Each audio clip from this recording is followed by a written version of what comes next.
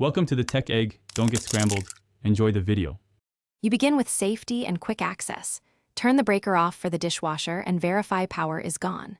Once done, open the door and remove the kick plate and the visible inner door screws so you can reach the top edge of the control panel.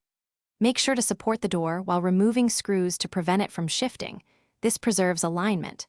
Now locate the panel tabs and note wiring positions. Take a photo for reference so reassembly is error-free and faster. You'll now unclip the control panel and swap the module.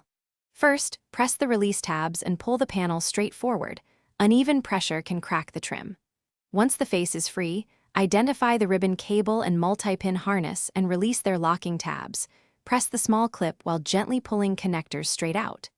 After disconnecting, unscrew or unclip the old control module, transfer any mounting brackets, then position the new module, reconnecting ribbon and harness in the exact orientation you photographed earlier. Finish by seating the control panel into its tabs and reinstalling the inner door screws. Hand tighten to avoid stripping plastics. Replace the kickplate and restore power at the breaker, then run a short diagnostic or quick wash to verify lights, buttons, and cycle selection work. If the display stays blank or you see errors, make sure the ribbon and harness are fully seated and locked. Power down first. Recheck your reference photo. A misaligned connector is the most common. Thanks for watching. Consider subscribing if I helped unscramble your problems.